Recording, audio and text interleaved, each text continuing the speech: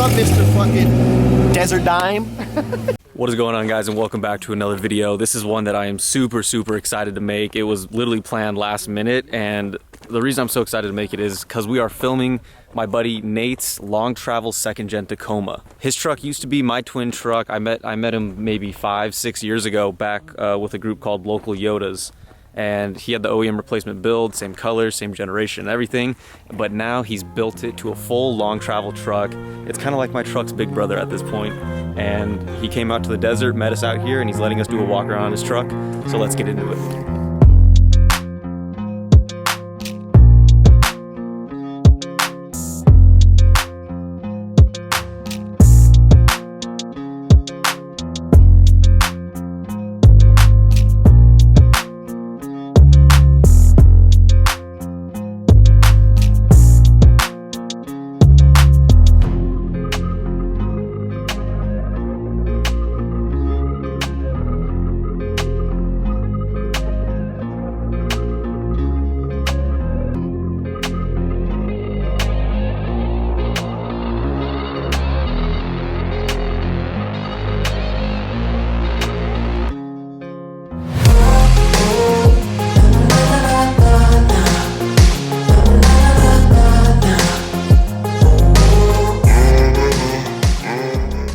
Alright, so we have my buddy Nate here. You want to go ahead and introduce yourself and tell us a little bit about the truck before we start getting into it? Yeah, Nate Barton, Instagram's LT Yoda.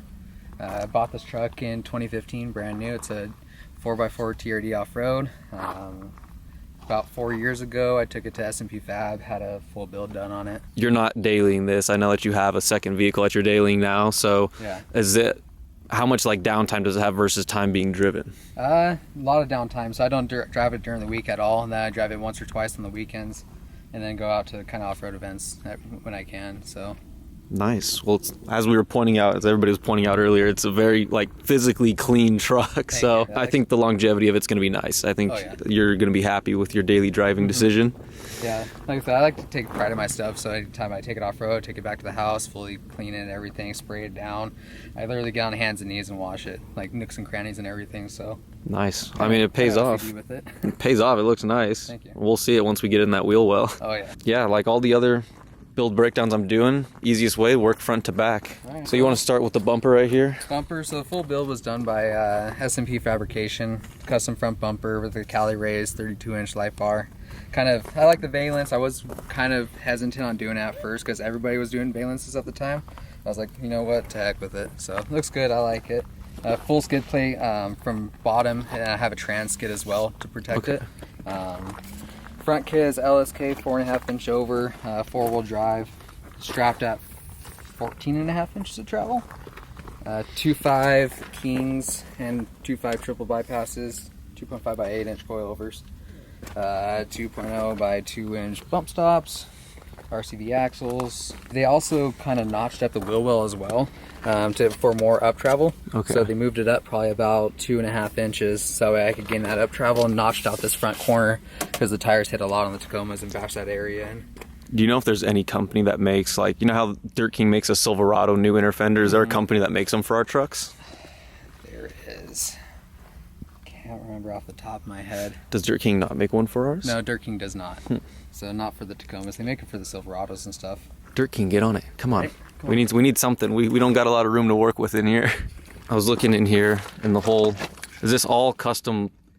Everything that was done that's not a bought product was done by S&P, right? Yep. Yeah, the full build was. Perfect. So he went through. So this is the LSK bypass hoop, but he went through and gusseted everything. So he gusseted the shock mounts, everything to the frame, all this stuff back here. So they went through gusseted just for added strength and stability. Is that the typical location for a bump stop in there? That's like tucked away so nicely. Yeah, it's typical. So the stock mount is right there. So they just basically notched it out, cut it out, and framed it, and then made their own custom mount in where the stock mount was to fit that bump stop in there. And it's not running into any line problems with it, right? Oh, I see that they worked in the brake line to that mount. That's pretty sick. They hard mounted the brake line, yeah. Just that way it would be tucked up and out of the way. My zip tie broke on my upper control arm, so that's why the other line's hanging down. Just haven't gotten a chance to throw another one on there. I'm trying to get all up in here. Dude, we really do have a tight area to work with in these trucks, huh? Oh, yeah. I haven't noticed till right now, trying to crawl in here. Very small, so typically anytime I have to work on the front, I just take off my wheels and tires. So everything is practically reinforced, gusseted, everything in this wheel well, right? Yeah. You've never had any sort of like puckering moments or questioning moments of if anything's like snapping or breaking in there? I've gotten a couple, you know, you're going to some whoops all of a sudden. I've had it out in Lucerne. I was hitting some whoops and kind of going through, and all of a sudden a big rain wheel was through about 4 foot deep, and I just kind of hit it. It stuffed a little bit, but it wasn't bad. So it's done good so far. Obviously nothing's like cracked or needed to be repaired, right? No, nothing yet. I gotta try to get another shot of this kit. Dude, you do keep everything nice and clean in here. Thank you. Is this LSK spindle? Yeah, it's a full spindle, so it comes with the lower control arm, upper control arm, spindles. Comes with the extended tie rod as well. So eventually, I know Solar Motorsports makes a rack and pinion for this. Okay. It's an upgraded Tundra rack. So I want to add that to it and then do a full fabricated tie rod or CNC'd, whatever. Do you know if that rack can be done on a stock truck like mine? It can, but it doesn't use stock mounts. So then you would have to have it moved in. I think they made bushings to kind of offset it and everything. Yeah. Just that way you don't have to do custom fabrication. But it is just a pain in the ass just to get it up in there. Mm-hmm. I don't want to go down a rabbit hole on that, but Yeah. I feel like I have a lot of resentment against our stock steering racks, and I'm still on the mission of trying to find some sort of solution to that. So that's nice to know. We'll dig into that later, I guess. But so, do you have any sort of engine cage in this, or? No, I don't have a bypass hoop or anything. I just have a just an intake. Eventually, when I do cage, I'm gonna have a bypass hoop run engine cage up and over. Do you have anything else? You said an intake. That you got anything else going on in the engine bay you want to show us? I could pop it open. I think the valence was the right option. I dig the valence. Yeah. The black like complements the truck. Ties it in a little bit. Yeah. So I'll pop that up.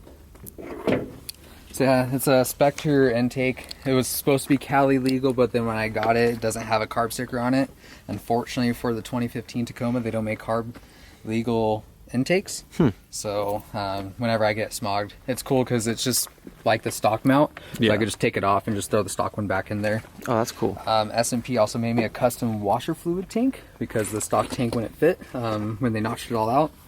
So I did that, and then they also have a custom battery mount as well. Okay, and you're running just one battery in here? Yeah, just one battery. Okay. How many lights do you have aside from this front bar? Do you have? Just the one. Okay, I was gonna say you don't really need to be running a second battery, I guess, because I just realized you don't have that many lights on here. So yeah, eventually I want to do maybe a rooftop bar, but like the Baja Designs one. But it just all depends. So I haven't really decided on my full build and everything. Oh, so this thing's still going. She's not going. done. Hey, I thought once off-road industry, man. I thought once you got done. So I thought once you got the daily, you were sitting on this and you were done with it. no, there's more to come eventually. Oh my. All right, so we covered suspension. How about the wheels and tires? We were just talking about the tires, and I told you I have like some preconceived notions of what the general grabbers were. You know, I've heard that they're like really loud, really uncomfortable, and they wear fast, but you're saying none of that's true. Yeah, at least for my circumstances, I haven't had run into any of that. I know the old gen grabbers did all those things. They're really loud on the road, wore really quickly, just kind of shitty off-road as well, even in the rain as well. These are the X3s. I've had them on there for about 35, 40,000 miles on them. They're still about a good 50% tread on them too. Not good, not bad off-road as well. I got the Method simulated beadlock wheels. Yeah, so how are you feeling about these? Like, these are the same wheels you had on the first build, right? Like the OEM replacement build when I first met you? Yeah.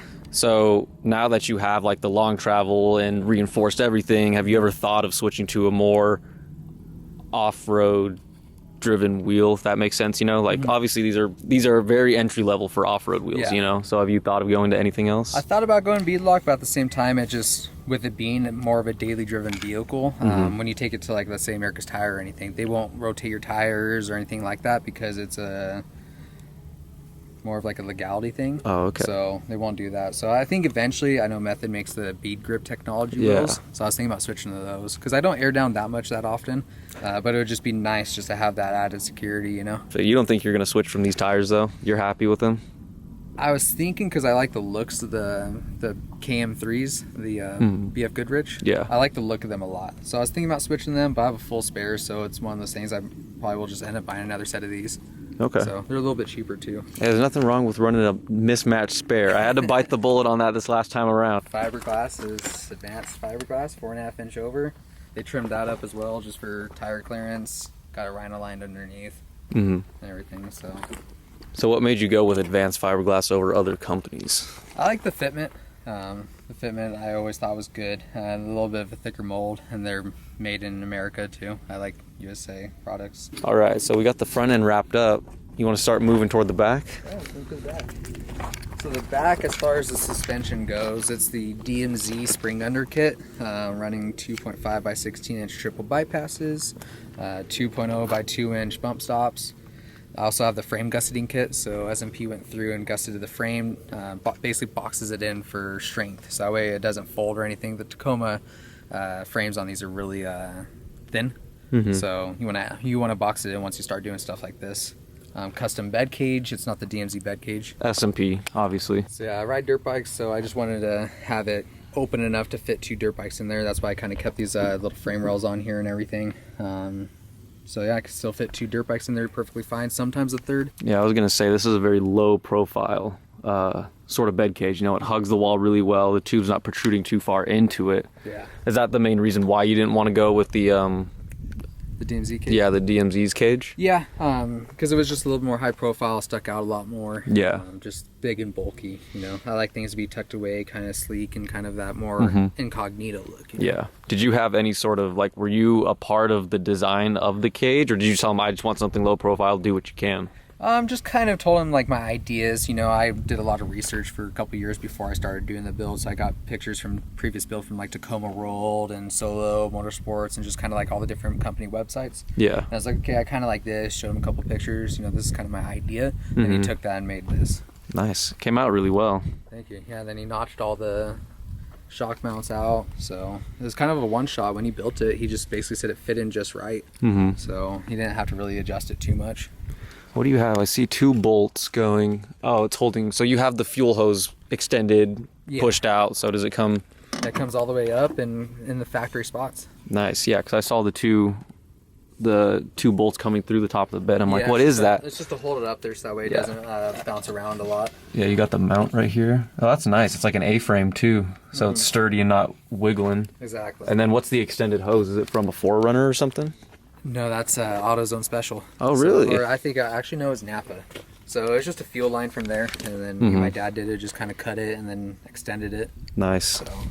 So me and my dad did the fiberglass installation, so we basically installed everything, kind of cleaned up the lines and whatnot.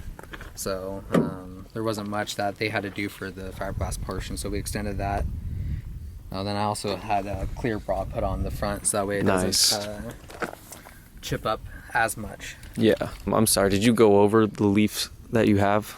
It's just the leaf pack from DMZ. It's not the heavy duty, it's their standard leaf pack. I'm not sure of the exact number on it. Okay. It's like their own custom. It's not like, you know, some companies will buy from Deaver, do their own little things, and then call it their leaf pack. I think that's what they did because it has a DMZ stamp on it. It doesn't have a Deaver stamp on it. Okay. So I think they take it, either add a leaf or take a leaf out of whatever pack this is, and then sells it with the kit. All right. So do you have any sort of, I can't see under there, but any axle work done or anything with your hubs? No axle work done. I'm running 2-inch spacers on the rear. Okay. So that way I clear the shock. Nothing done to the axle. I have gears. That's the only thing I've really done to the axle portion, if you want to call it, like the internals. I'm at 48 nitro gears on it. Yeah, I know. Back, I forget however many years ago, I was like, oh, you want to come out? You're like, I'm not re-geared yet. Yep, exactly. Oh, you're re-geared now and you're out here, buddy. Yeah. And then we were talking earlier about the bumper. I thought it looked a little familiar, like from Cole's build, the video we just did on his Silverado. I was like, is that? And you said Missoula. Yeah. So yeah, Missoula rear bumper. It's actually, I think it's a Chevy or GMC bumper that they took and added to it and just notched it in to make it kind of fit on the Tacoma. It was really cool because they went through and made all the body lines kind of really nice. You know, it kind of all flows together. Yeah, I like the look of the Missoula rear bumper. Sleek, it's not all huge and everything. I like 2 bumpers, but with this, like the look I was going for with this truck was just more kind of like stealth build, you know? Yeah.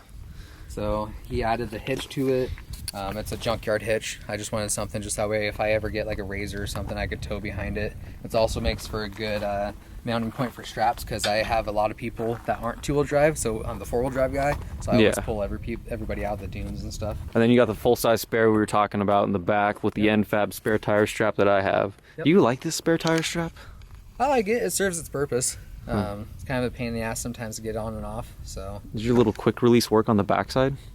Sometimes. Sometimes? Yeah. See, mine did, like, I don't know if they didn't bore out the hole big enough, but I couldn't, like, it didn't fit in, so I had to get a hammer, and I, like, nailed it in, and now it's, like, permanently stuck in there, so I did have to go through, and I think I either drilled it out or I sanded it out, so that way it would fit a little bit more. I ran into that same problem. Okay. Yeah, I'm switching mine up, hopefully in the next couple of weeks to, you ever heard of Drew's Fab up in, like, Central California? No.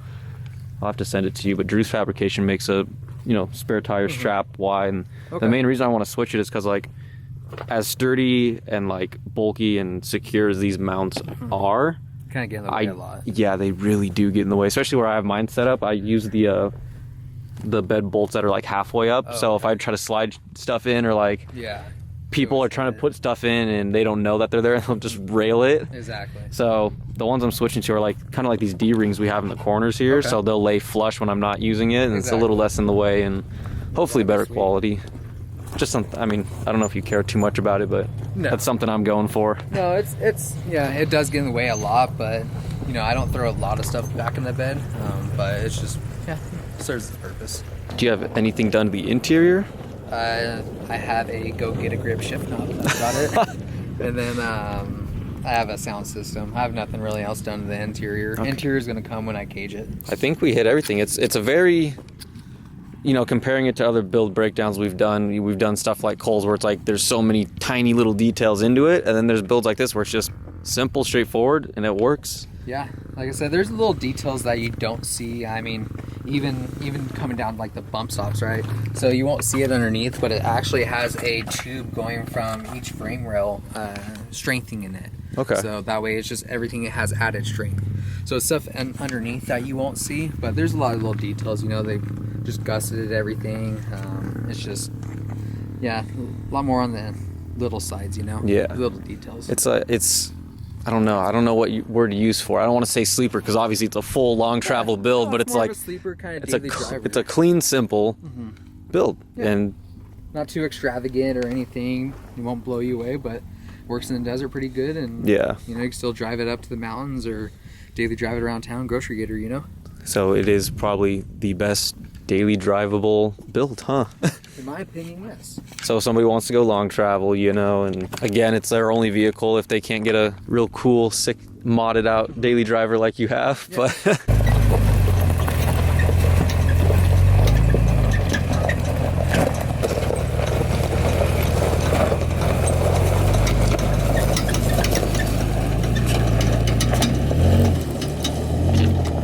all right, well, we were in the process of filming his truck and the build breakdown and everything, and I got a call from Garrett and Gian because they left where we were shooting to go back to camp with GK following them on the bike, and they said, is GK with you? And I'm like, no, you guys left like 20 minutes ago and he was following you. And they're like, yeah, we lost him, like he wasn't following them anymore, so I need to head back to camp now. I need to go see if they found him, and if not, we got to go on a search party in the desert because we got about an hour of daylight left, and this dude's alone on a bike with low gas.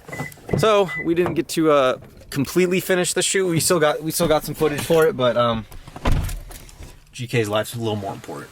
Again, sorry we didn't get the shots for this video, but I need to make sure my buddy's okay before it gets too dark. Hopefully we can link back up with Nate again in the desert sometime and get footage of the truck. Thank you so much for watching this video, guys. I'm sorry we had to cut it short, but I guess if you want to be kept up to date on this whole trying to find GK situation, go check out the other video I was making today.